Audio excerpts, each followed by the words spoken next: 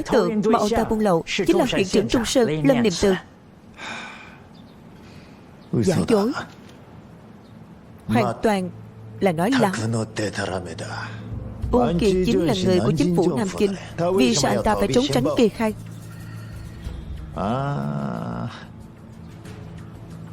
Đây rõ ràng là các người câu kết với Hà Hiền, dàn dựng vu khống bị đặt trắng trợn.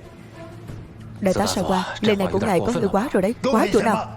Đám tham ô quan lại của chính phủ Nam Kinh lén lút buôn lậu sau lưng người Nhật các ngài vơ vét cho đầy túi còn ít sao?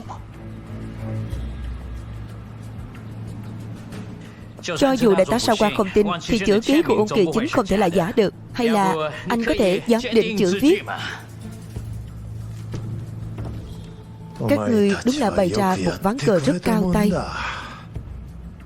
Nhưng các người cũng đừng quên, Lâm Niệm Từ sẽ lập tức áp giải tội phạm Trung Sơn cùng Liệt Khai tới đây. Bất kể các người và Hà Hiền có dở bao nhiêu trò biệp, chỉ cần nhân chứng xuất hiện, tất cả đều sẽ tự sụp đổ. Cơ quan trưởng, báo cáo. Chuyện gì? Nói. Bên Trung Sơn xảy ra chuyện rồi.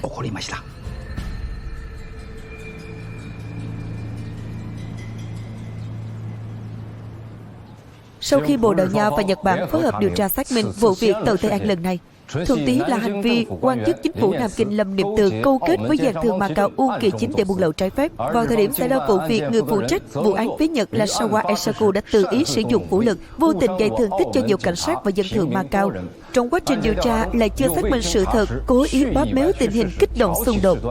Thậm chí còn mưu toàn ép buộc thân nhân nổi tiếng Macau anh Hà Hiền làm chứng cứ giả, vu khống chính phủ Macau vi phạm trung lập, tham gia buôn lậu. Tổng hợp các tình tiết trên, phía chúng tôi chính thức gửi công hàm tới chính phủ Nhật Bản và Bộ Tư lệnh Quân Viễn Chinh Hoa Nam, yêu cầu: thứ nhất, lập tức hoàn trả tàu Tây An; thứ hai, bồi thường hợp lý cho cảnh sát và dân thường Macau bị thương tại bến cảng; thứ ba, chấm dứt hiệp định liên hợp phòng chống buôn lậu Bồ Đào Nha Nhật, hủy bỏ quyền chống buôn lậu bằng vũ trang của phía Nhật tại Macau; thứ tư, chính thức xin lỗi chính phủ Macau và thương nhân vô tội bị vu khống là anh Hà Hiền, đồng thời cam kết từ nay tuyệt đối không để tái diễn sự việc tương tự.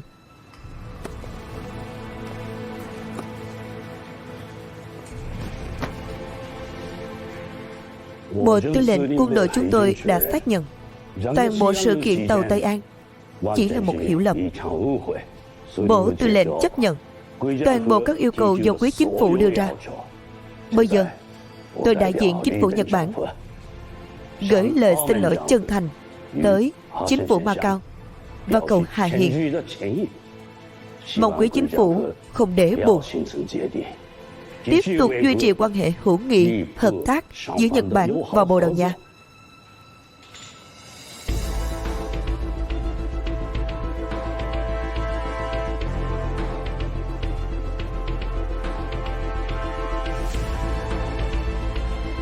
Này anh,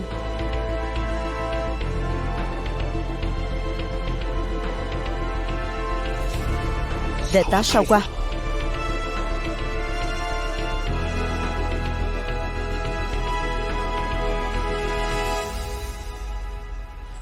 ngài thống đốc, tôi xin lỗi. Xin hãy nhận lời xin lỗi của tôi.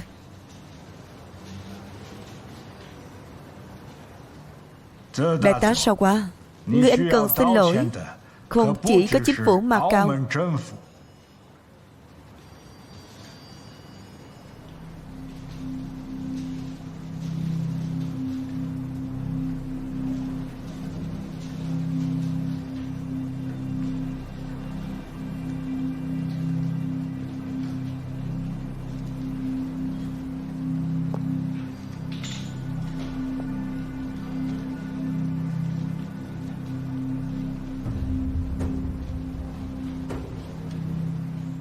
xin lỗi. Cụ Hà,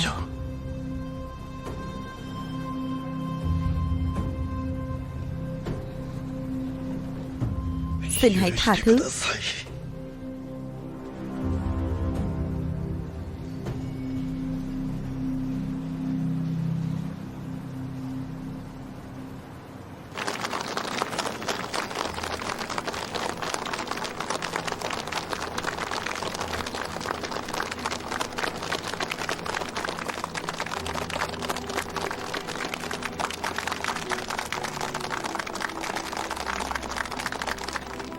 Được rồi, mọi người mỉm cười nào. Mỉm cười. Tốt, chuẩn bị. 1, 2. Đội trưởng Âu, đồng chí Tiểu Ngư, đội trưởng Âu. Mọi người vất vả rồi, nên làm mà. Những vật tư này đều là thứ chúng tôi đang rất cần. Chúng tôi sẽ sử dụng thật tốt. Cảm ơn. Khách sáo rồi, đội trưởng Âu, mời. Hoan nghênh mọi người đến, hoan nghênh.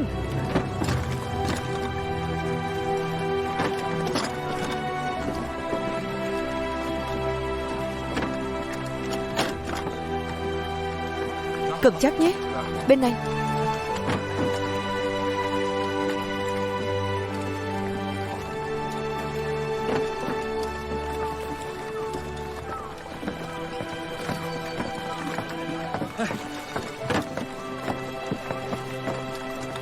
Đi.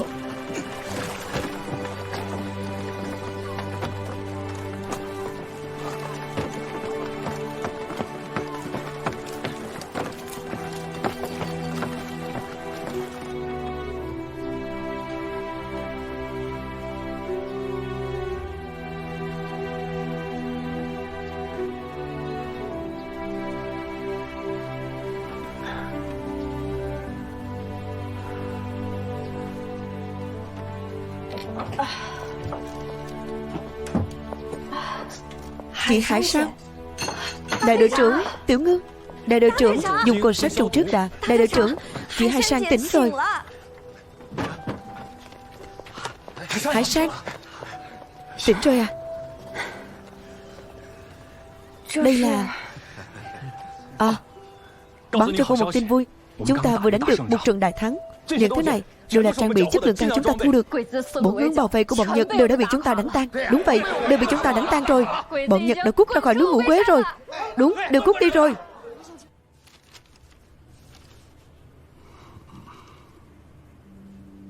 Đại bản doanh vừa gửi lệnh điều động. Tôi được thăng chức rồi. Lập tức đi Nam Kinh nhậm chức tổng cố vấn cho chính quyền Uông Tin Vệ. Tổng cố vấn chính phủ Nam Kinh. Sắp xếp một chức vị hữu danh vô thực như vậy chẳng phải là trông như thăng chức, thực ra là giáng quyền sao? Có lẽ vậy. Ai bảo chiến dịch bao vây lần này thất bại thảm hại. Mấy năm nay công tác ở Macau không những không tiến triển mà còn thất bại liên tiếp. Vậy mà vẫn còn có thể sắp xếp cho tôi một chức tổng cố vấn, cũng coi như là dự thể diện cho tôi rồi.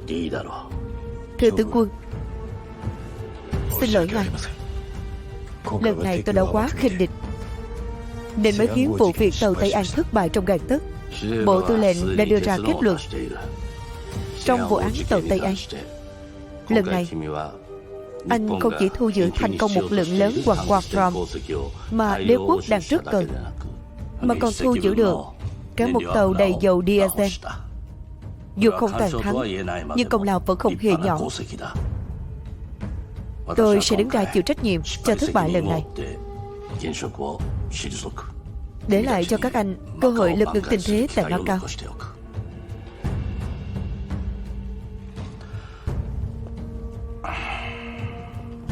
Tướng quân Matsui sẽ thay thế vị trí của tôi. Anh Sawa, tôi biết một năm nay anh vẫn luôn muốn thúc đẩy Hoàng quân trực tiếp chiếm đóng Macau. Nhưng tướng quân Matsui kiên quyết phản đối sách lược này. Dù có không can tâm, anh cũng chỉ có thể nghĩ cách khác.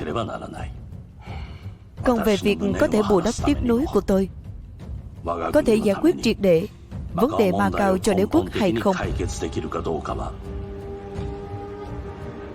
phụ thuộc vào anh đấy. Tướng quân, tôi đảm bảo với ngài, tôi chắc chắn sẽ dốc toàn lực đánh tan thế lực chống Nhật ở Macau bằng mọi giá.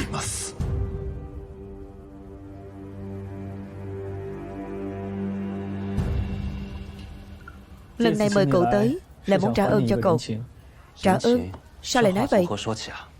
Lần trước nhờ cậu diễn kịch trước mặt Ôn Kỳ Chính, chẳng phải đã hứa sẽ giúp cậu kiếm một khoản tiền lớn sao? Chuyện nhỏ thôi mà, anh Hiền lại coi là thơ ca.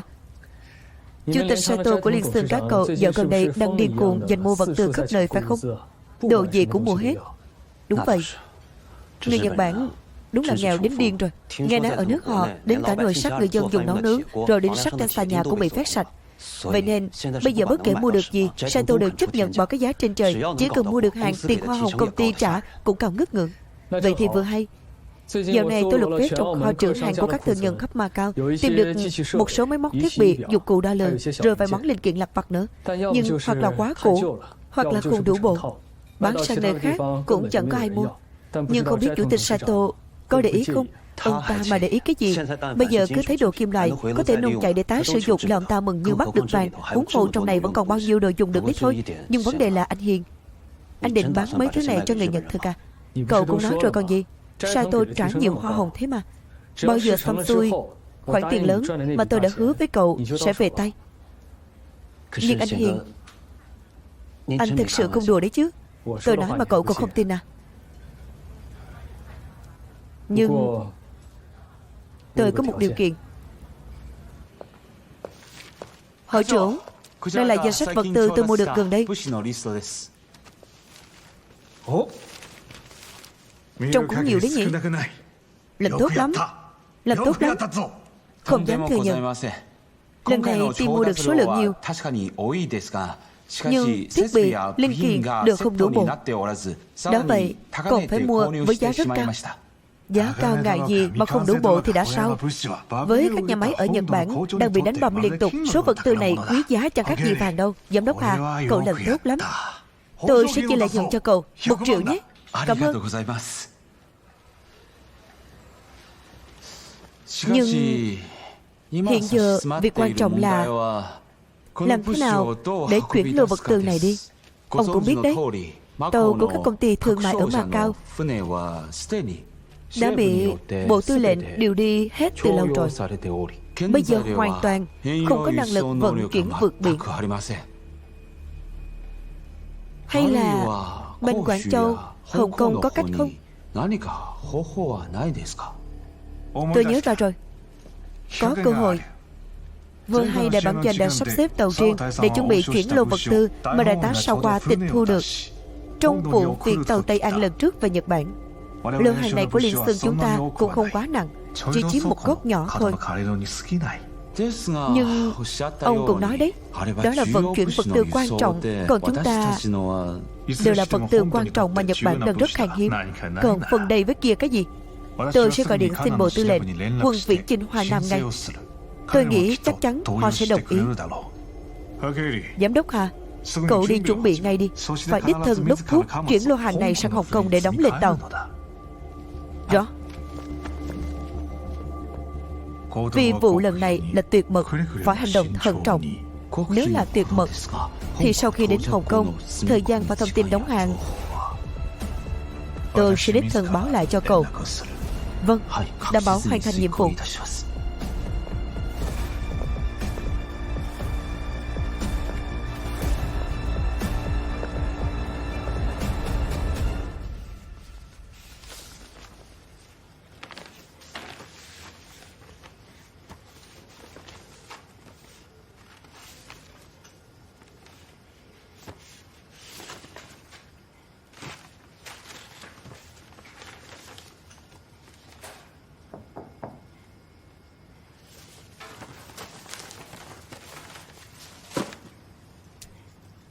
Vào đi.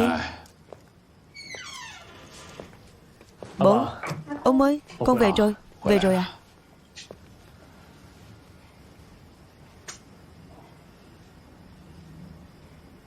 Bố ơi, con xin lỗi. Sao lại nói xin lỗi? Trước đây con đã hứa sẽ đưa bố phần tiền lợi của Đại Phong để bố đi mua đất. Khoảng thời gian này bố cũng đã tốn không ít công sức để đi xem đất. Nhưng con vẫn quyên góp khoản tiền đó cho đội du kích.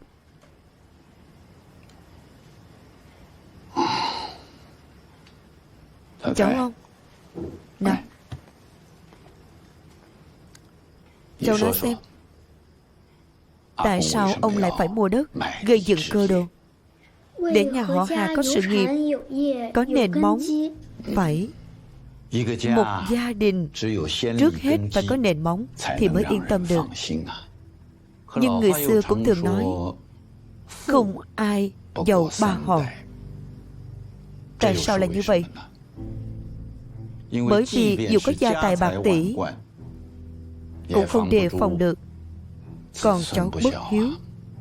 Nếu con cháu có thể biết nắm biết buông, hiểu đạo nghĩa, có thể đặt việc lớn lên trên việc nhỏ, lo cho nước rồi mới nghĩ cho nhà, thì gia đình này cần gì phải lo. Cơ đồ không thịnh vượng, đời đời chẳng sung túc chứ. Cháu trai à, cháu lại nói xem, bố cháu dùng khoản tiền đó như vậy có đúng không? Đúng. Tại sao lại đúng? Vì làm người phải đặt việc lớn lên trên việc nhỏ, lo cho nước rồi mới nghĩ cho nhà. Hay, nói hay lắm. Chỉ cần có lòng đặt việc lớn lên trên việc nhỏ, lo cho nước rồi mới nghĩ cho nhà, là bố yên tâm rồi. Đây mới chính là nền móng thực sự của nhà họ Hà, mà không ai đào mất được. Chỉ cần giữ vững lý tưởng đó, nhà họ Hà chúng ta phồn vinh thịnh vượng, sau này còn vươn cao bén rễ, tạo phúc cho con cháu đời sau.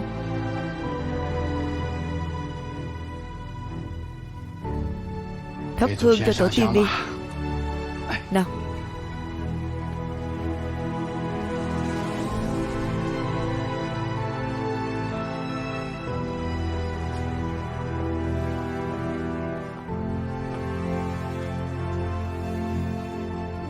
Con cháu họ Hà, Hà Hiền, Cố Hà Hiền, liệt tổ liệt tông trên cao, hãy trả lời thành thật.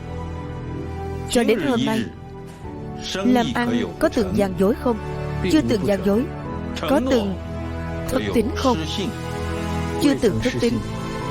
Những chuyện khác có xứng đáng với lời răn dạy của tổ tiên và lương tâm hay không?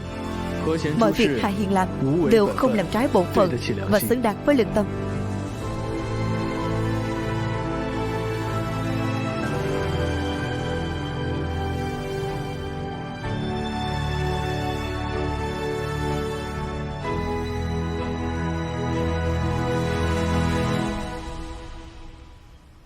Được. Anh Bạch, anh mau rút về Macau đi, chú ý an toàn nhé. Có tin của Tiểu Phùng rồi. 2 con tàu Nhật Bản vận chuyển quặng Vomprom và dầu diesel của chúng ta đã rời cảng Hồng Kông rồi. Vậy anh mau lên lầu gửi tin đi. Yên tâm đi anh Hiền. Bên đội máy bay ném bom đã chờ sẵn ở sân bay rồi, không một ai chạy thoát được đâu. Anh Bình, giúp tôi đỡ một lát. Nhanh lên, nhanh lên. Thật không ngờ chúng ta tạo ra một lỗ hổng lớn như vậy mà anh Hiền chỉ dùng đống đồ phế thải để dụ được họ ra ngoài. Vẫn là anh Hiền có cách. Nhiều quặng Vomprom và dầu diesel như vậy chúng ta đánh mất cũng đã đủ sót ruột rồi, còn có thể để lũ Nhật Bản đó hưởng lợi được chắc nằm mơ đi.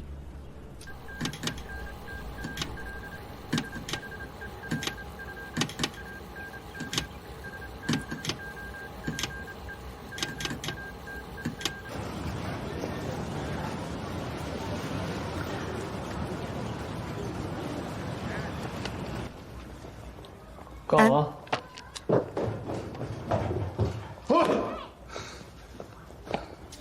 tôi vừa nhận được tin 2 con tàu Nhật Bản bùm lửa tan tành rồi.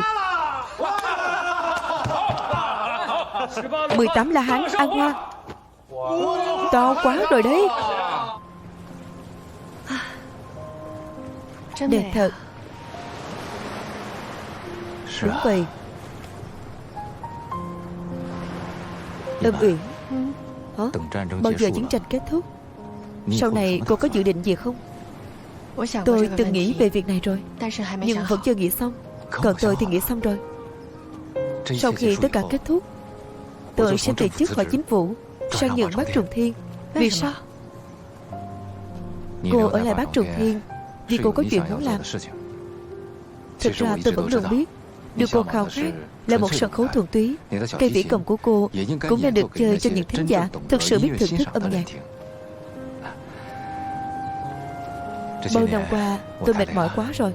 Tôi muốn rời xa những thị phi này, hoàn thành giấc mơ của mình, thành lập một dàn nhạc thuần khiết thực sự, sau đó quay về với khởi nguồn của âm nhạc.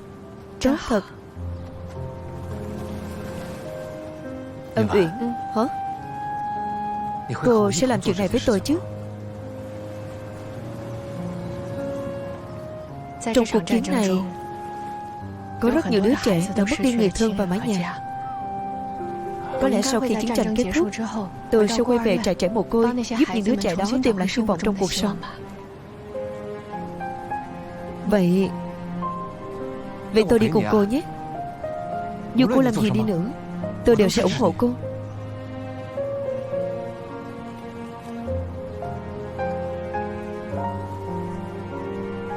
Tiến sĩ Lạc Bách, thực ra tôi thấy anh nên đi làm những việc mà bản thân anh thực sự muốn làm. Tôi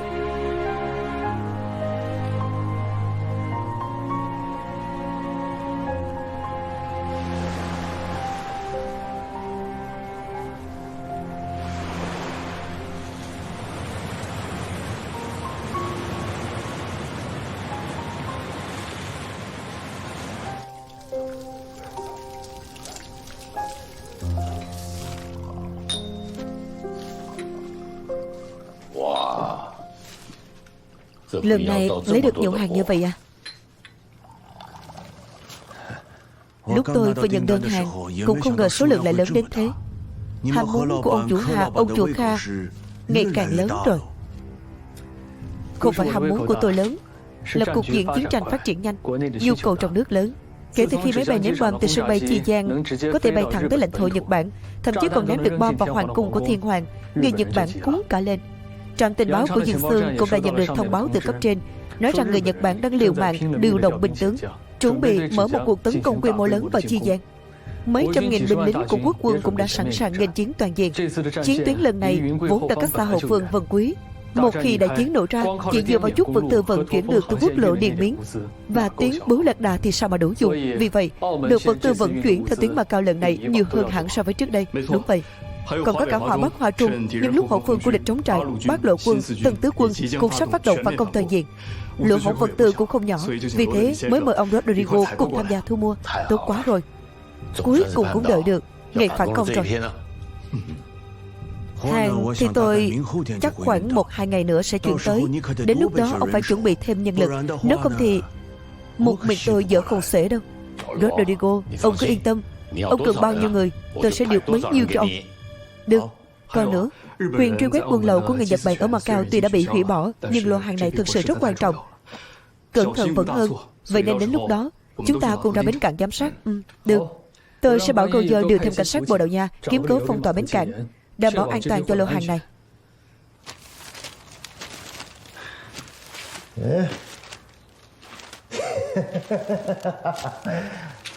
Cái này cũng vậy.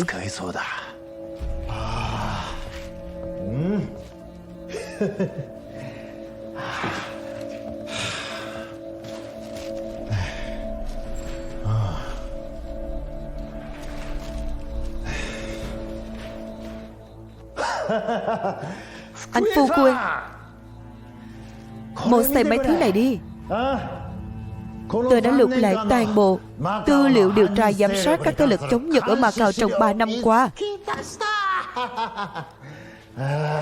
Định lập tức tổng hợp thành một bản báo cáo phân tích chi tiết nhất, kèm theo kiến nghị công tác Macau mới, để nhanh chóng trình lên Bộ Tư lệnh. Kiến nghị công tác Macau mới. Kiến nghị gì? Đương nhiên là chiếm đóng Macau bằng vũ trang rồi. Còn có thể là gì nữa? Anh Phu Quân, anh cũng biết mọi chuyện trong 3 năm qua đấy.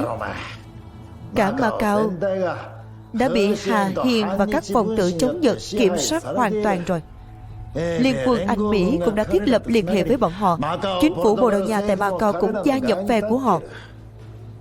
Chỉ cần Hoàng quân lập tức ra quân chiếm đóng Macau bằng vũ trang, thì vấn đề của Macau sẽ được giải quyết triệt để. Vậy anh tìm tôi làm gì? Tôi muốn anh cùng đứng tên nộp bản kiến nghị này. Tướng quân Matsu rất không hài lòng với tôi, cũng không đồng ý chiến lược chiếm đóng quân sự. Chỉ mình tôi thì khó mà thuyết phục được bộ tư lệnh.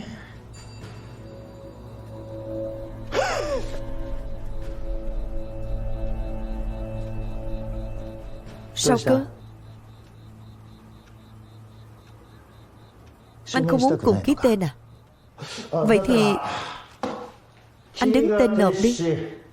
Tôi ký phụ, ký tên cũng được. Xem ra tôi buộc phải gửi lên bộ tư lệnh một bản kiến nghị bằng văn bản chính thức rồi.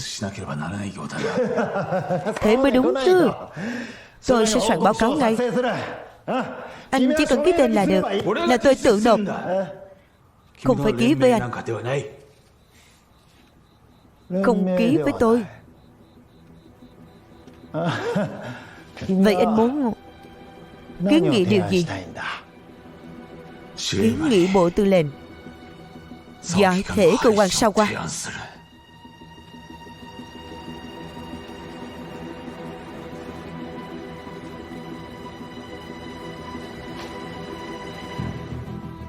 Anh đang nghĩ gì vậy? Anh điên rồi à? Tôi không điên. Là anh điên rồi. Chính sự cố chấp mù quáng của anh mới khiến Macau rơi vào cục diện không thể cứu vãn như ngày hôm nay. Tôi làm tất cả đều vì đế quốc, vì thánh chiến, vì thiên hoàng. Không, anh chỉ không chấp nhận được thất bại mà thôi. Từ khi anh liên tiếp thua với tay đám thương nhân người Hoa đó, đặc biệt là tên Hạ Hiền kia. Anh sao qua? Anh điên rồi. Anh làm đến mọi chuyện. Thậm chí trong lúc cuộc diện chiến tranh của Hoàng quân đã bất lợi đến mức này, anh còn muốn lợi dụng Hoàng quân để chiếm đóng Macau.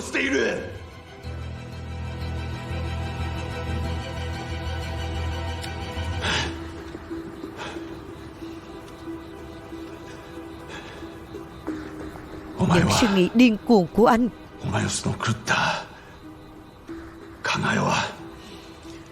đã gây tổn hại nghiêm trọng đến thánh chiến của đế quốc. Với tư cách là lãnh sự thường trú tại Macau, tôi bắt buộc phải chịu trách nhiệm với lợi ích của đế quốc.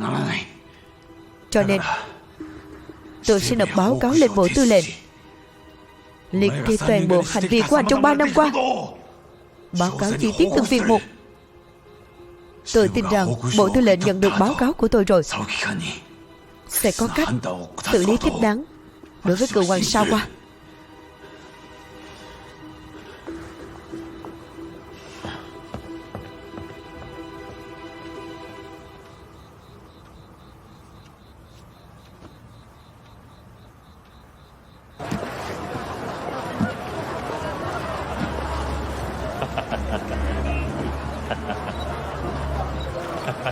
Tốt quá, cuối cùng hàng cũng đến rồi.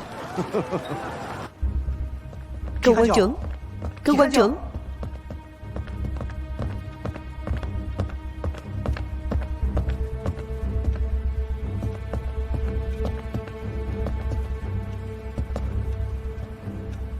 Cơ quan trưởng, ngài không sao chứ?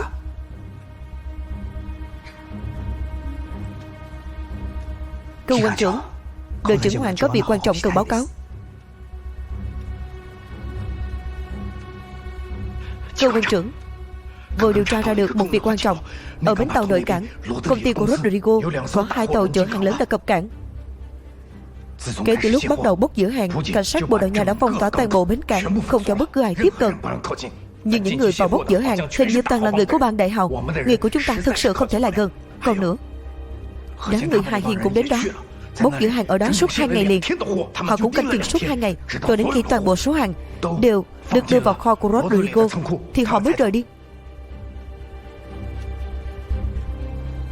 Cơ quan trưởng, theo như tình hình mà đội trưởng Hoàng báo cáo, thế lực Hán Nhật ngầm tại Macau đang tổ chức vận chuyển một lô vật tư mới Hơn nữa, số lượng lớn chưa từng thấy. Ngài xem, chúng ta nên xử lý thế nào?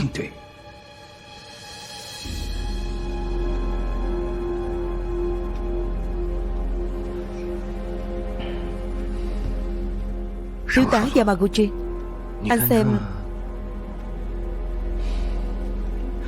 Anh cứ tiếp tục giám sát đi. Lát nữa tôi sẽ báo cáo lại với cơ quan trưởng. Rõ. Khoan.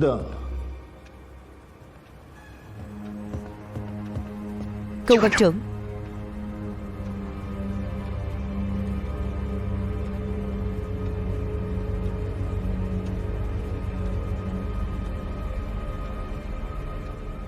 có một nhiệm vụ. Tôi muốn cậu mau chóng sắp xếp ngay. Nhiệm vụ gì ạ? Xin ngài cứ ra lệnh.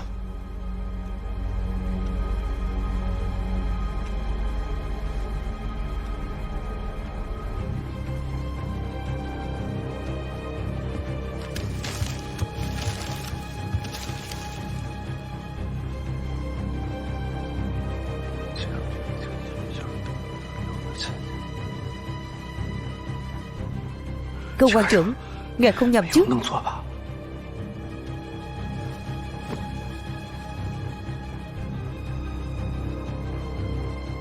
Chẳng lẽ tôi nói còn chưa đủ rõ ràng sao? Rõ. Chuyện này đều nghe theo ngài. Tôi sẽ cố gắng thực hiện.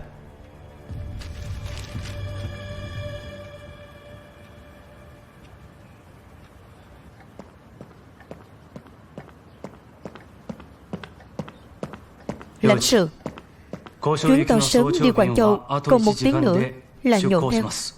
Xe đã chuẩn bị xong rồi. Đây là báo cáo tuyệt mật gửi Bộ Tư lệnh. Cậu Asahina, cậu phụ trách bảo quản nhé. Rõ.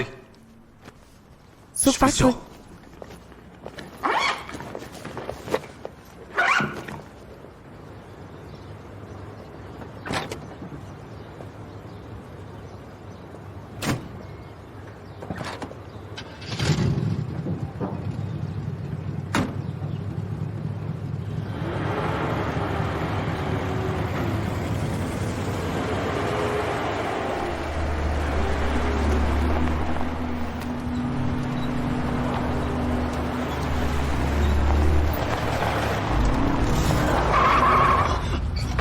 Lãnh sự,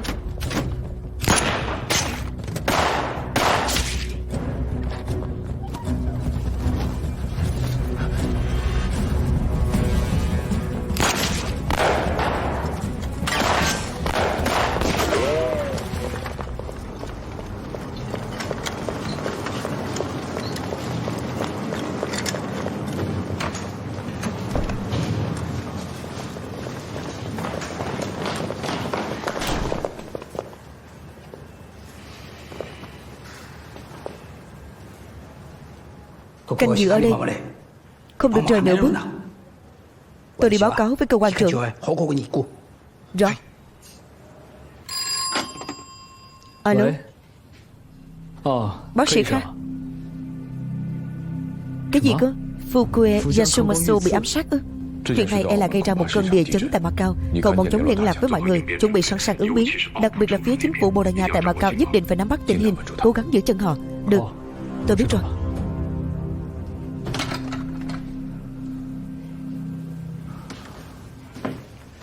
Vương cậu tử Sadabu đã được tôi giấu trong phòng hút thuốc dưới hầm. Nơi đó cực kỳ kín đáo, người bình thường chắc chắn không tìm ra. Nhưng mà sao? Lúc Sadabu cướp chiếc cặp công văn, hình như đã bị thư ký của Fukue nhìn thấy. Chỉ nhìn thấy thoáng qua thôi, chắc là không đến nỗi. Alo.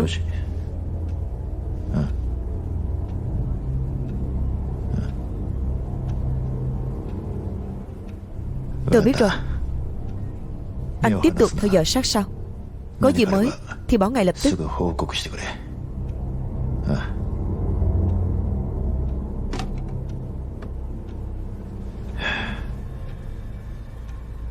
điều Sao Đảm Bưu trở lại đi. Ngay bây giờ ư? Yamaguchi vừa báo Ashina đã được đưa vào phòng phẫu thuật. Phía bệnh viện nói vết thương vô cùng nghiêm trọng, hy vọng cứu sống không lớn. Vân Cầu Tử là người phụ trách trinh sát, không lộ diện thì còn được, nhưng Sao Đảm Bưu là đội trưởng hành động của đội đặc vụ các cầu, bình thường việc gì cũng xông xáo đi đầu. Những lúc thế này không được lẫn trốn, không người ta lại quay sang nghi ngờ cậu ta. Vâng, tôi đi làm ngay đây.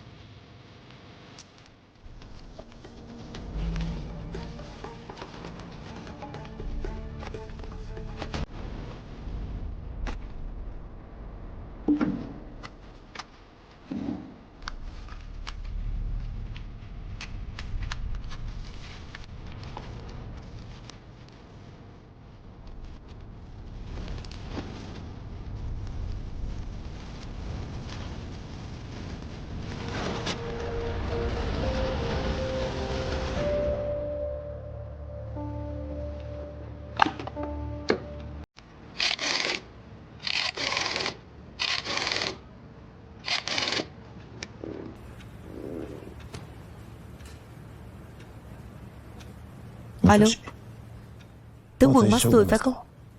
Tôi là Sawa Asaku. Có một tin dữ. Lãnh sự Fukue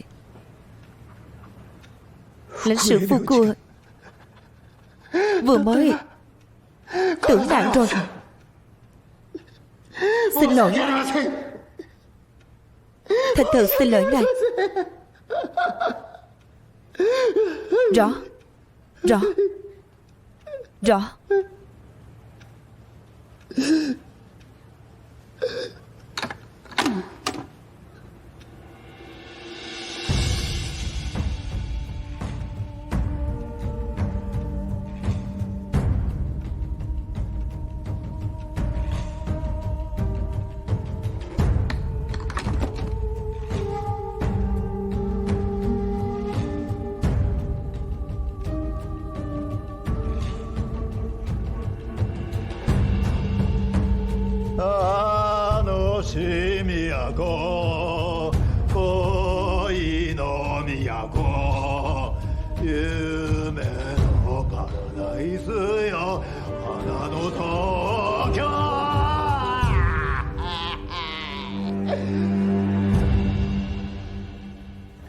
Đây là tối hậu thư mà đế quốc Nhật Bản vừa gửi tới cho chính phủ Bồ Đào Nha và chính phủ Macau.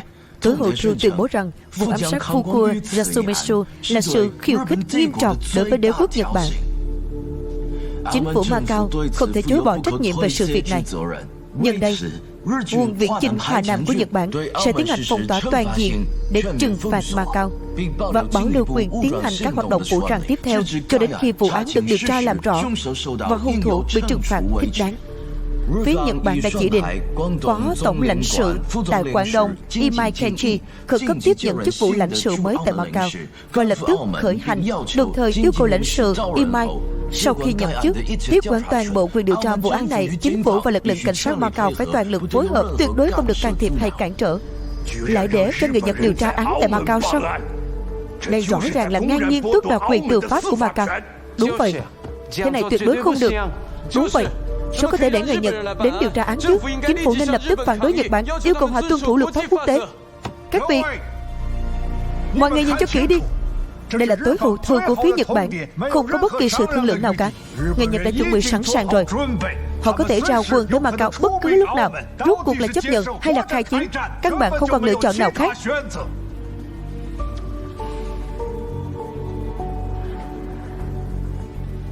Hiện nay, vấn đề trước mắt là lãnh sự của một quốc gia đã chết tại Macau. Dù nói thế nào đi nữa, chúng ta cũng phải chịu một phần trách nhiệm. Người Nhật không tin tưởng chính phủ Macau. Hiện giờ chúng ta chỉ có thể chấp nhận thôi.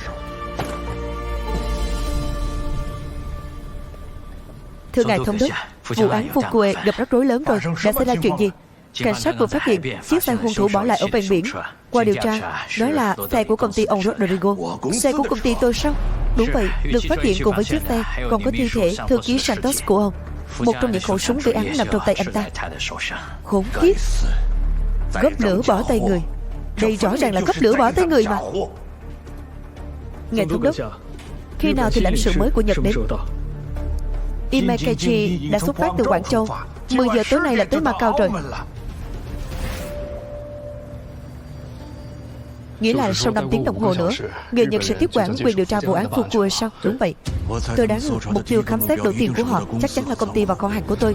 Vậy nên chúng ta phải tranh thủ trước lúc đó mau chóng chuyển số vật tư này đi và giấu kín chúng đi. Nhưng mà đội tàu của tôi vừa mới cập cảng. Hiện giờ cả Macau đều bị quân Nhật phong tỏa hết cả rồi. Đội tàu hiện giờ hoàn toàn không ra khơi được. Vả lại, số lượng của lô hàng này quá lớn. Lúc trước chỉ riêng việc bóc dỡ đã mất ròng rã 2 ngày trời. Trong thời gian ngắn ngủi thế này, làm sao vận chuyển? Hiện giờ cả Macau đều bị quân Nhật phong tỏa hết cả rồi. Đội tàu hiện giờ hoàn toàn không ra khơi được. Vả lại, số lượng của lô hàng này quá lớn. Lúc trước chỉ riêng việc bóc dỡ đã mất ròng rã 2 ngày trời. Trong thời gian ngắn ngủi thế này, làm sao vận chuyển cho kịp được? Cho dù vận chuyển kịp, cậu nghĩ xem một nơi nhỏ bằng lòng bàn tay như Macau, có tòa nhà hay con đường nào mà cơ quan sao qua không nắm rõ, giấu nhiều vật tư như thế, ở đâu được chứ? Ý của anh Hiền là muốn mọi người tranh thủ trừ tập toàn bộ nhân lực có thể dùng được. Số vật tư đó dành được bao nhiêu thì dành. Về phần chỗ cất giấu thì anh ấy đã tìm cách rồi. Cách gì được chứ? Anh Hiền nói bây giờ cách duy nhất là đánh liều chơi trò bóng tối dưới ánh đèn. Một lần nữa. Anh Hiền, chuyện gì mà tìm tôi gấp vậy? Hồng Sân, tôi không có thời gian giải thích với cậu. Giờ tôi cần mượn nhà kho Liên Xương của cậu. Hơn nữa ngoài cậu ra thì những người khác của Liên Xương đều không được biết chuyện này.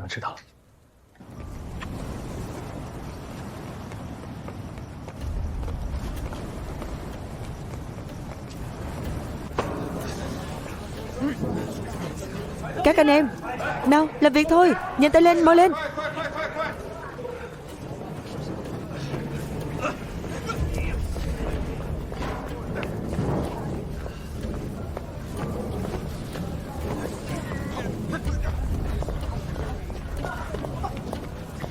Cẩn thận. Đi đi.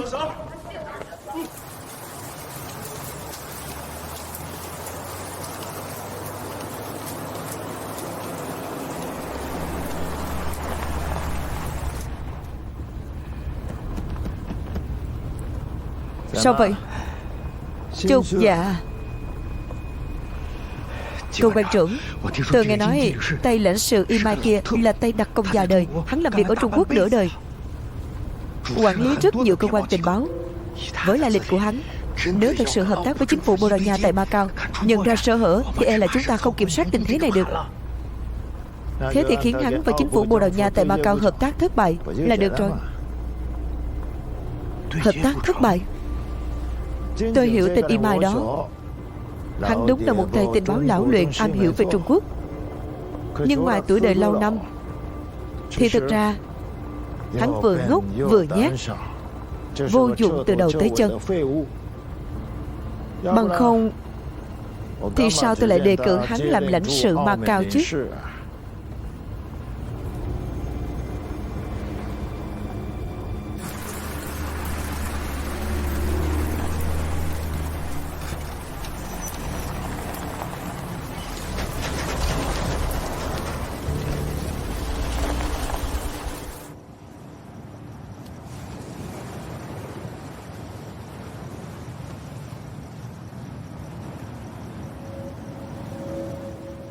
Mời anh Imai. Anh có biết chính phủ Bồ Đào Nha tại Macau là nghi phạm lớn nhất trong vụ ám sát lãnh sự Fukue không? Cái gì? Lần trước tàu chở hàng bị tập kích là do chính phủ Bồ Đào Nha tại Macau lén câu kết với phe đồng minh gây ra. Anh Fukue lòng đầy căng phẫn, muốn đề nghị với bộ tư lệnh chiếm lấy Macau bằng vũ trang. Nhưng Không ngờ vừa ra khỏi lãnh sự quán đã bị sát thủ che mặt ám sát. Thế nên ngoài chính phủ Bồ Đào Nha tại Macau thì còn ai làm việc này được? Thì ra là vậy. Anh Foucault vì chuyện này nên mới bị ám sát. Nếu anh Imai không cảnh giác, còn ảo tưởng tới việc hợp tác với chính phủ Bồ Đào Nha tại Macau để điều tra vụ án, thì e là sẽ dẫm lên vết xe đổ của anh Foucault. Nếu như vậy thì ai sẽ hoàn thành nhiệm vụ mà đế quốc giao cho anh?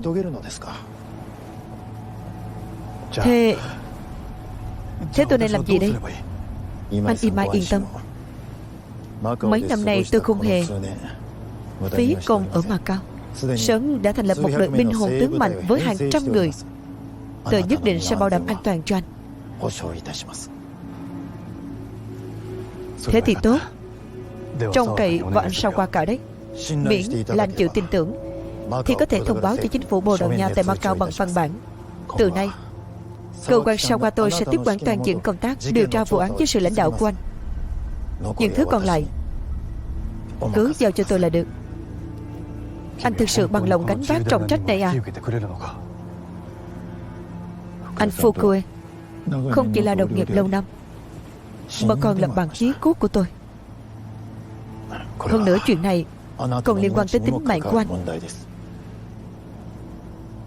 Chỉ cần lấy được quyền xử lý vụ án, tôi nhất định sẽ nhanh chóng tra rõ chân tướng, bắt hung thủ thực sự để làm sáng tỏ vụ án.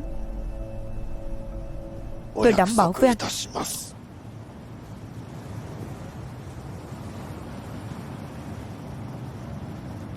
Anh Sao Qua, nhờ cả vào anh đấy.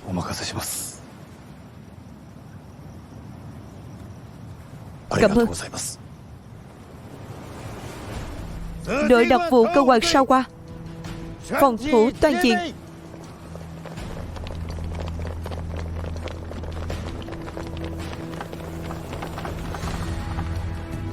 Đảm bảo an toàn cho lãnh sự Imai. Vâng. Anh Imai, mời.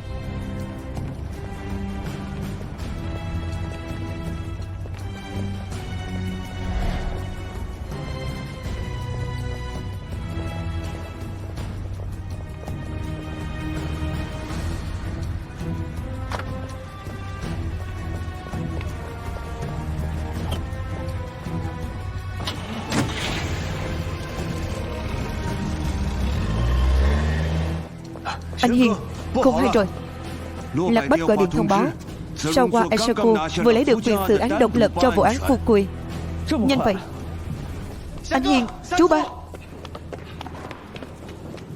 Các anh em ở bến tàu chở khách báo tin Hoàng Công Kiệt đã tập kết một đội ngũ lớn, sắp tới đây rồi. Tất cả anh em nghe kỹ cho tôi.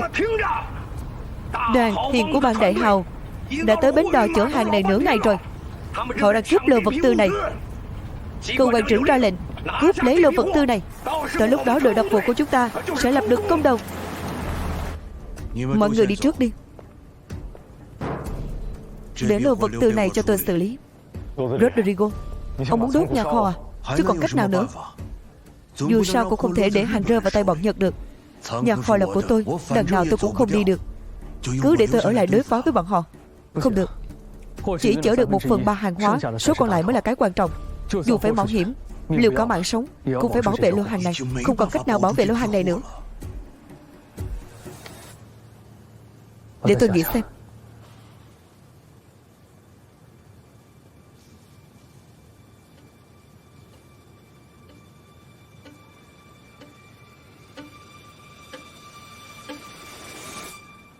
Tử Hiệp, xe chở hàng ngoài kia đã đầy rồi. Cháu đưa tới nhà kho Liên Sơn trước đi. Thế mọi người phải làm sao? Chú và các anh em nhận thêm vài thùng hàng nữa. Nhận được bao nhiêu thì dọn. Phải nhanh lên, đừng để số hàng đó cũng bị tên Hoàng Công Kiệt kia chặn lại. Vâng.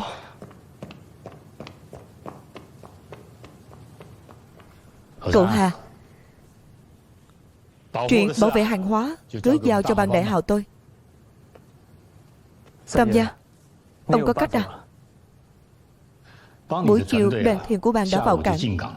Bên ngoài vẫn luôn có anh em canh gác, nên thật ra tên Hoàng Công Kiệt kia hoàn toàn không biết chúng ta làm gì ở trong này. Hắn càng không ngờ hàng sẽ được chở tới nhà kho của người Nhật. Thế nên hiện tại chỉ cần chúng tôi lái thuyền ra biển thì hắn nhất định sẽ tưởng hàng ở trên thuyền, rồi mắc bẫy đuổi theo chúng tôi. Như vậy các cậu sẽ có càng nhiều thời gian vận chuyển di dời hàng hóa hơn. Vậy đâu có được. Giờ người Nhật đã phong tỏa toàn bộ vùng biển của Macau. Các người lái thuyền ra biển vào lúc này thì chẳng khác nào nộp mạng. Phải đấy Tam gia, không ra biển được đâu. Cậu Hà, bình thường toàn là cậu chỉ đạo, hôm nay hãy để tôi chỉ đạo một lần đi.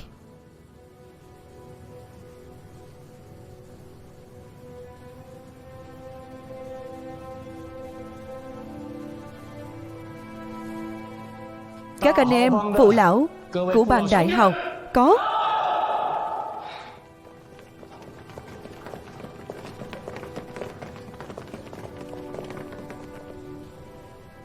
Bang Đại Hào chúng ta tôn thờ anh linh của Tống Thừa Tướng và Văn Đại Nguyên Soái, lập bang tới nay qua nhiều đời tổ tiên.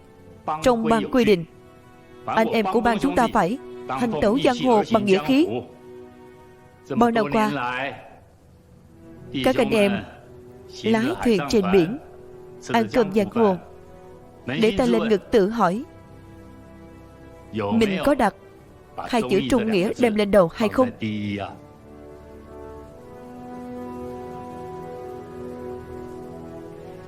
Hổ thẹn. Thực ra không hề. Bao gồm có ban chủ tôi đây, đôi khi cũng khó tránh coi trọng lợi ích. Vậy nên người ngoài mới xem chúng ta như bọn cướp biển, tội phạm buôn lậu, không ra gì. Thực ra cũng không tính là đổ oan cho chúng ta. Nhưng 2-3 năm nay chúng ta buông bỏ chính lời, vì nước vì dân, chống lại bọn Nhật Bản, mới cảm thấy thật sự đứng thẳng lưng, trở lại làm người một cách đàng hoàng. Sự này không ai tránh khỏi cái chết, chi bằng giữa tấm lòng son soi sử sanh. Mọi người, tới lúc đưa ra quyết định rồi. Các anh em, mọi người lựa chọn thế nào? Thề đi theo Tam gia tới cung. Thề đi theo Tam gia tới cung. Thề đi theo Tam gia tới cung. Thề đi theo Tam gia tới cung. Thề đi theo Tam gia tới cung. Thề đi theo Tam gia tới cung.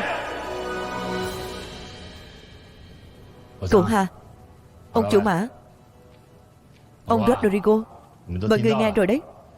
Mau tranh thủ dọn vật tư đi.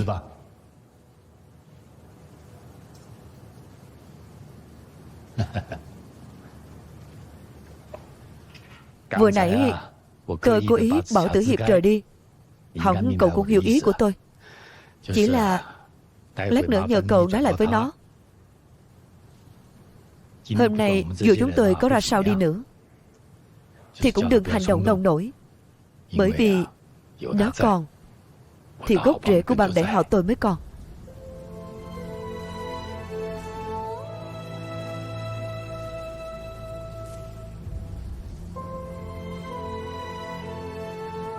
Nhờ cậu nhé.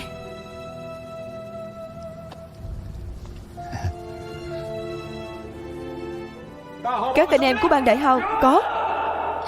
Lên thuyền với tôi. Được. Đi.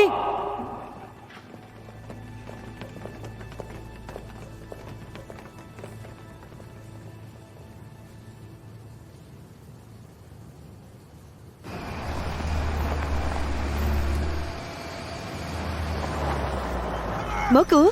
Mở cửa. Mở cửa. Xuống xe. Đi mau. Đi theo. Đi. Mau. Nhanh lên. Đi theo. Mau lên. Mau lên. Mau lên.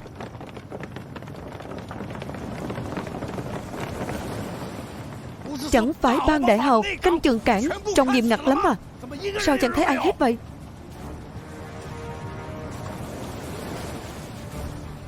Mở đèn dẫn đường lên. Kéo cờ. Nhổ neo.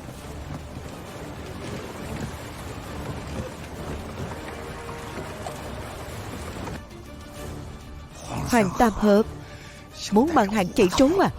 Tôi xem lần này ông chạy đằng trời.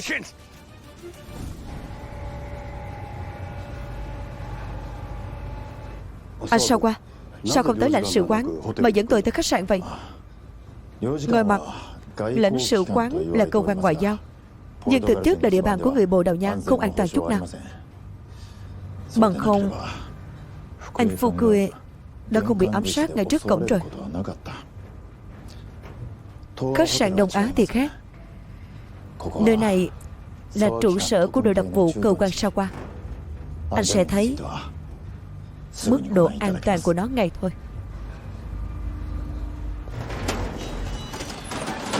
Mời anh Imai.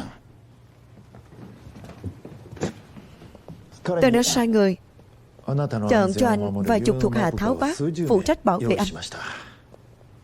Anh Imai, anh xem có vừa ý không? Thật ngại quá, khiến anh sao qua nhọc lòng rồi. Trước đó có bi kịch của lãnh sự Fukue, tôi không dám mảy may lơ là đâu.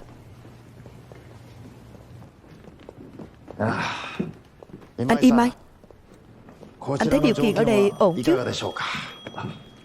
Rất tốt. Alo, đội trưởng Hoàng gọi. Xin phép nhé.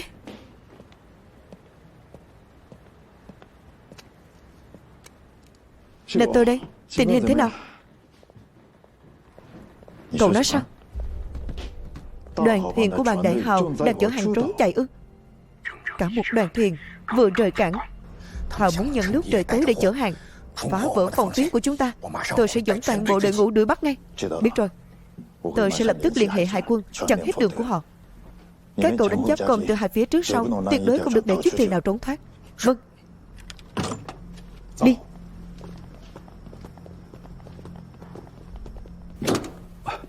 Anh sao qua? Chẳng phải đội trưởng Hoàng đi điều tra chiếc xe gây án trong vụ Fukue, sao tự nhiên lại đuổi theo đoàn thuyền gì đó thế? Là như thế này. Trước khi anh Imai tới, chúng tôi đã nắm được một manh mối quan trọng. Manh mối quan trọng ư? Phải. Vụ án Fukue bị ám sát còn liên quan tới vụ án buôn lậu vật tư chiến lược quan trọng của Macau, nên đội trưởng Hoàng mới đi điều tra luôn. Thế sao vừa nãy anh không nói với tôi? Khi đó manh mối vẫn đang được xác thực, nên tôi không tùy tiện báo cáo với anh. Anh Imai, giờ tôi phải liên lạc với hải quân. Lát nữa tôi sẽ kể rõ chi tiết với anh sau.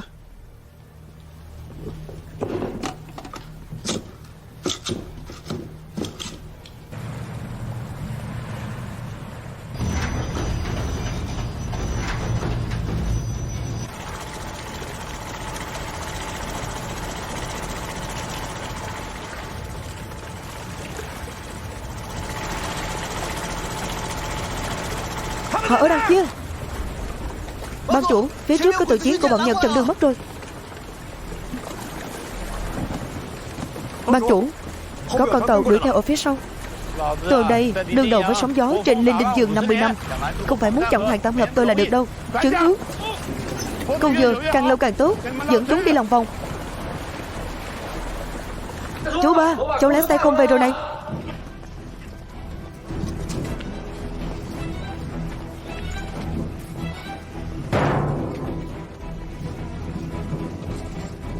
Anh Hiền, nhóm ban chủ đâu?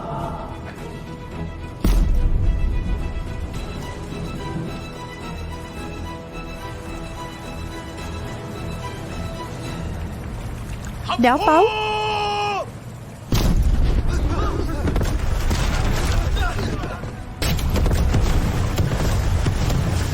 Nã pháo.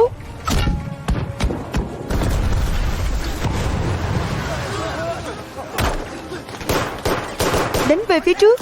Phía trước. Phía trước. Phía trước.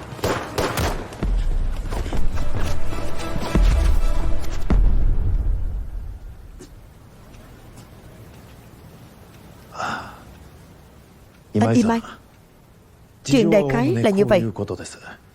Một khi tịch thu được lô vật tư chiến lược quan trọng này thì công lao còn lớn gấp hơn 10 lần việc điều tra vụ án của anh Fukui.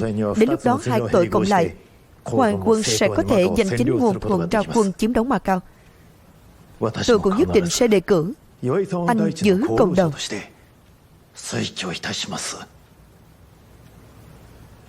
Việc có đầu quân chiếm Macau hay không phải chuyện anh và tôi nên quyết định. Anh sao qua? Tôi chỉ có một yêu cầu. Sau này mọi tình báo và hành động liên quan đến Macau nhất định phải báo cho tôi trước. Rõ. Thượng hiệp, trước khi đi, Tam gia đặc biệt để lại lời nhắn cho cậu. Ông ấy muốn cậu nhớ rằng chỉ cần có cậu ở đây, gốc rễ của bang Đại Hào vẫn còn.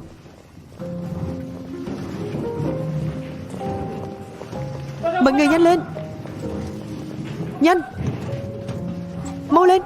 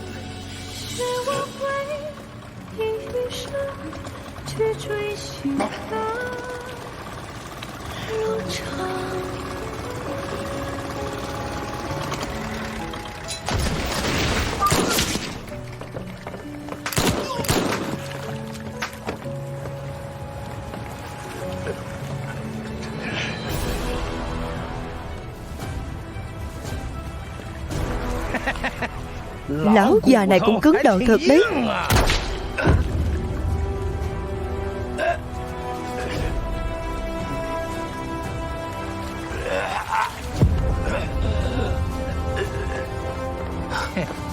Đội trưởng Hoàng, hàng không có trên tàu, không tìm thấy một giọt dầu nào cả.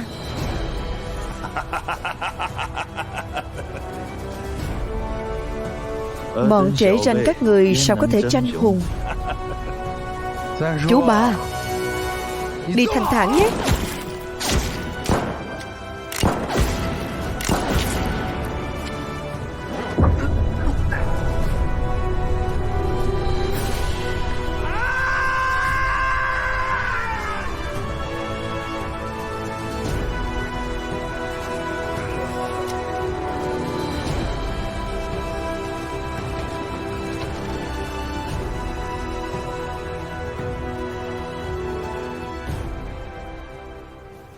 Đồ ngu xuẩn.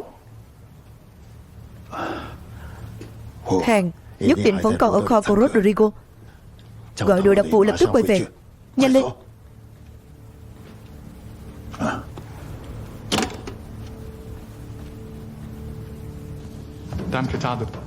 Dừng, đừng chuyển nữa. Đừng chuyển nữa. Chủ tịch, có chuyện gì vậy? Toàn bộ tàu thuyền của bang Đại Hào đều bị quân Nhật chặn đánh và tiêu diệt hết. Cano của đội đặc vụ cơ quan Sawa đang quay về, sắp cập cảng rồi. Tức là bọn họ đã biết bị trúng kế rồi. Nhóm cậu Hà đều đang dỡ hàng bên kho liên xương. Đặc vụ sẽ nhanh chóng ập thẳng tới đây. Mọi người mau đi đi. Sau khi rời khỏi kho, chú ý xóa sạch dấu bến xe trên các ngã đường dẫn tới kho liên xương. Bỏ xe bên đó đừng chạy qua nữa. Nhưng trong ngoài kho còn nhiều dấu vết như vậy, hoàn toàn không kịp dọn dẹp. Đặc vụ tới rồi vẫn sẽ phát hiện hướng đi của vật tư. Các cậu không cần lo bên này, tôi sẽ dọn dẹp. Chủ tịch, một mình ông làm sao kịp được. Hơn nữa đặc vụ sắp tới rồi. Tôi đã gọi điện báo án cho cảnh sát. Tổng thanh tra Goyer đang dẫn cảnh sát đến đây. Đến lúc đó cảnh sát tự khác sẽ bảo vệ tôi. Mau đi đi, nhanh nhanh, đi nhanh.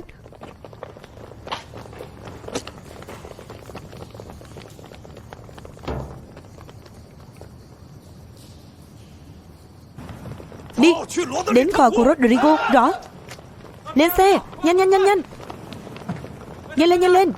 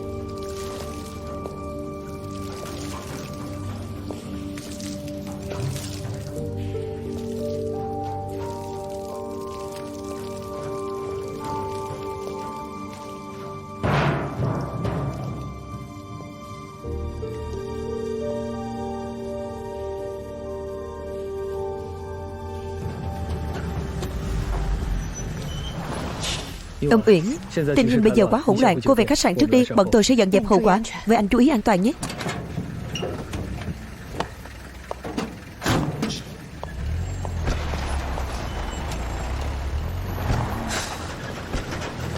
Dừng xe, dừng xe. Dừng xe. Sao anh lại ở đây? Đặc vụ sắp tới rồi. Chủ tịch bảo chúng tôi tới đây chặn tất cả các xe trống đã dỡ hàng xong, không cho chúng ta quay lại kho. Rodrigo đâu?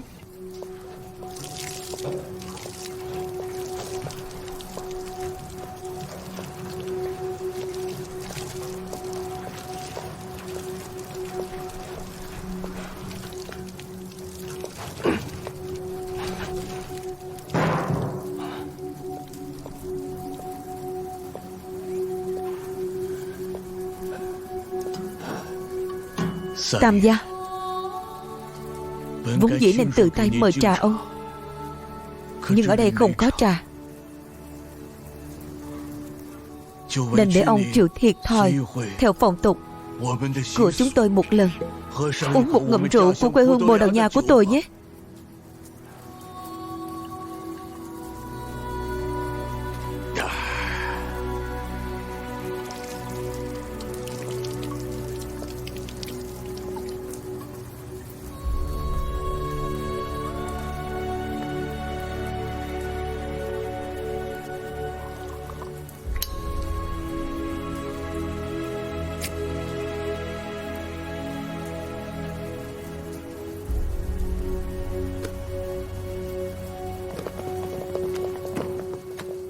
Mùi gì vậy? Xăng, là xăng. Rodrigo muốn xóa sạch dấu vết đây mà. Rodrigo, tắt bật lửa đi. Ông đừng tưởng ông là người Tây thì tôi không dám động vào ông. Hiện tại hoàng quân có quyền chấp pháp ở Macau. Chúng tôi đang thi hành công vụ. Nếu ông dám đốt chỗ này thì có thể bắn bỏ ông ngay.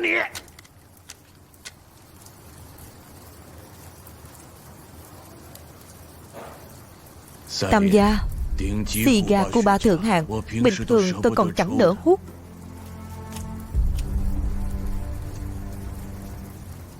Rodrigo, ông đừng quên, ông là người Bồ Đào Nha, còn là ông chủ người Bồ Đào Nha lớn nhất Macau. Ông thực sự muốn chết thay cho lũ phản Nhật đó, tự đốt kho hàng của mình sao? Không có người Bồ Đào Nha hay người Trung Quốc nào cả, chỉ có Rodrigo người Macau thôi. Mà người Macau chỉ có một niềm tin: quyết không cúi đầu.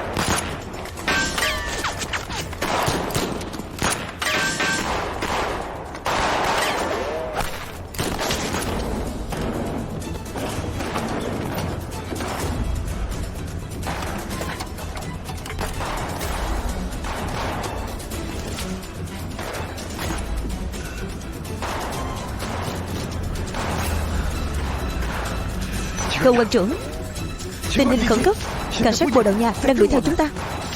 Rất đông cảnh sát Bồ Đào Nha, chúng ta không cầm cự nổi nữa rồi. Lát nữa quân đồng trú mà đến là phiền đấy. Chúng ta phải làm sao bây giờ? Đừng hoảng, cậu lập tức dẫn người rút về khách sạn Đông Á. Gì cơ? Rút về khách sạn sao? Chúng ta phải về khách sạn. Chẳng phải lãnh sự Imai đang ở đó sao? Vậy thì không giấu nổi sự việc này rồi. Đằng nào cũng không giấu được. Thôi thì cứ làm ầm lên. Quậy càng lớn càng tốt, quậy đến mức Imai không đè xuống được. Vừa hay có thể giúp chúng ta thúc đẩy hoàng quân chiếm đóng Macau. Cậu cứ mạnh dạn mà làm, có chọc thủng trời. Cũng có Sawa Eisaku tôi lo liệu cho cậu. Rõ.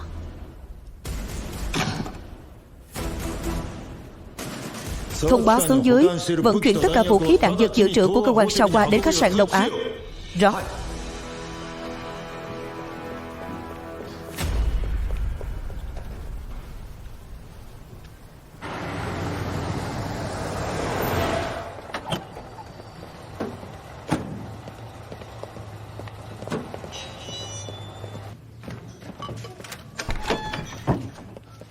Cựu chủ hiệp. Ông, chị dâu. Sao vậy Tử hiệp? Mọi người ở yên trong nhà, đừng đi đâu cả. Phi Tử, cậu ở lại canh gác. Các anh em khác theo tôi về Hậu Hải. Thả bộ câu truyền lệnh cho các đường, các đà ở tỉnh cảng lập tức tập kết toàn bộ nhân lực của bàn đại hậu tiến về Macau để báo thù cho ban chủ và các anh em đã chết.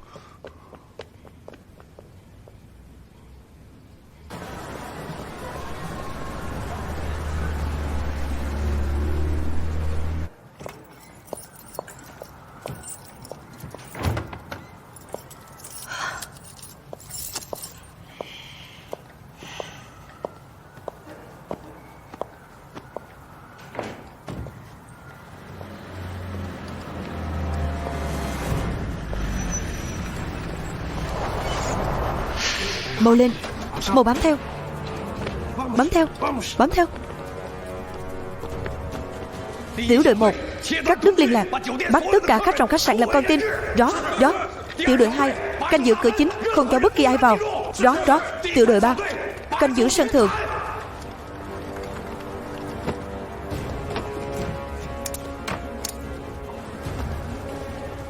Nếu quân đồn trú và cảnh sát của chính phủ Bồ Đào Nha tại Macau có bất kỳ động tĩnh gì thì sống mái với họ.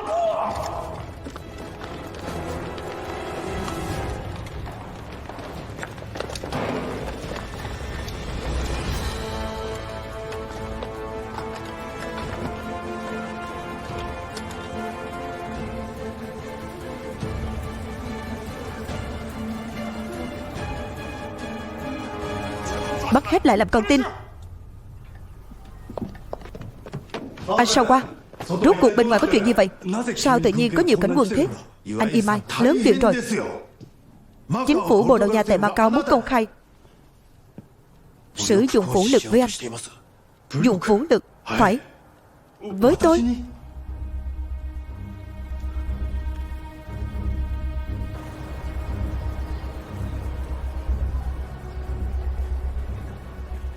Hoàng Công Kiệt đã dẫn đàn em trốn qua khách sạn Đông Á.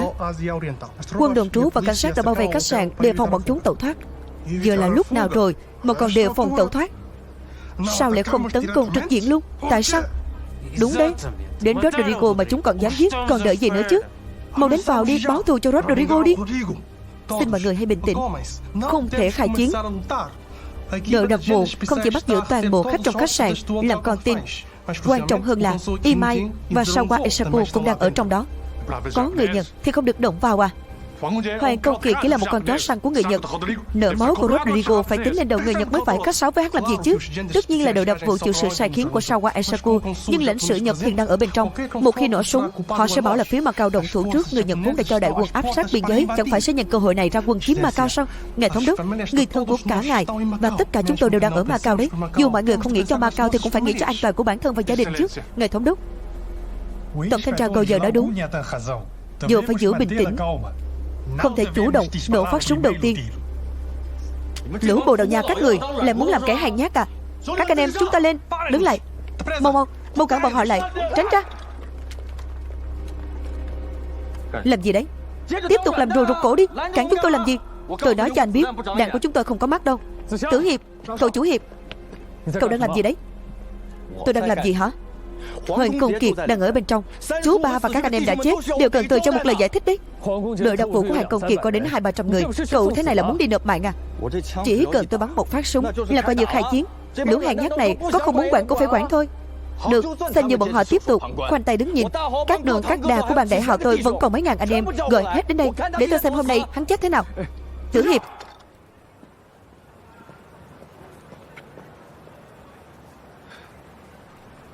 nhóm người Tam gia vì sao lại chết? Cậu rõ hơn ai hết. Hôm nay chỉ cần cậu bóp cò là cho người Nhật cái cớ để ra quân chiếm Macau. Đến lúc đó có còn cần lô vật tư kia không? Có còn cần Macau này không? Chẳng phải nhóm người Tam gia hy sinh vô ích rồi sao? Tôi hiểu tâm trạng của cậu. Chúng ta đều muốn báo thù cho Tam gia.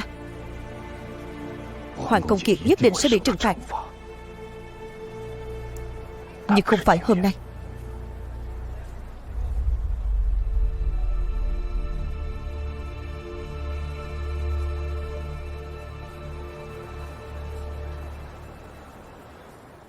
Rodrigo là con trai cựu thống đốc Macau, thương nhân người Bồ Đào Nha lớn nhất Macau.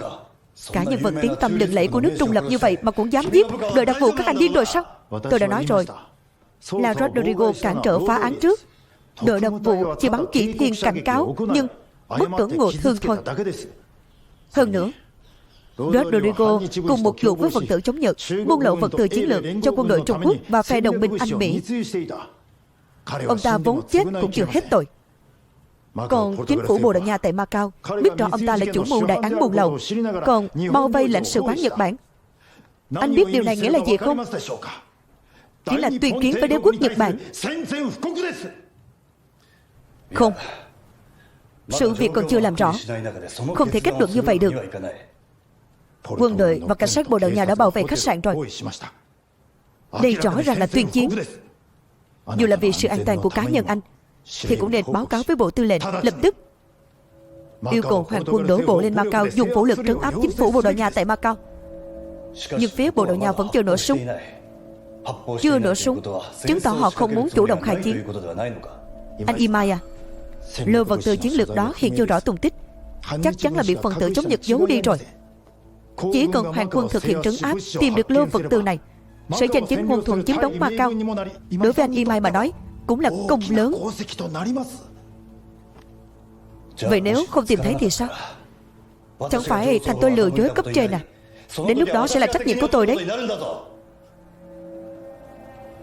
Nhất định sẽ tìm thấy.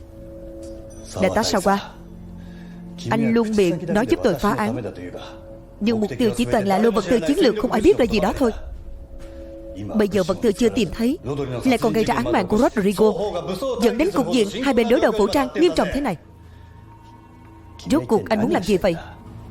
Tôi chỉ muốn tra rõ vụ án Fukue, thay Bộ Tư lệnh diệt trừ thế lực chống Nhật ở Macau thôi. Thôi đi. Nhiệm vụ Bộ Tư lệnh giao cho tôi là tra rõ chân tướng vụ án Fukue, truy bắt hung thủ, cố gắng yêu cầu chính phủ Bồ Đào Nha tại Macau xin lỗi và bồi thường, chứ không phải chủ động khai chiến. Tình hình binh lực hiện tại của Hoàng quân không cho phép mù quáng làm to chuyện. Hai người ra ngoài canh chừng, nếu có kẻ nào chủ động nổ súng vào quân cảnh Bồ Đào Nha tại Macau, mưu đồ gây ra xung đột quân sự, thì báo cáo ngay với tôi.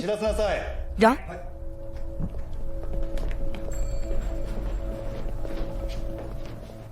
Đại tá Sawa, điều tôi cần bây giờ là đàm phán trực tiếp với chính phủ Bồ Đào Nha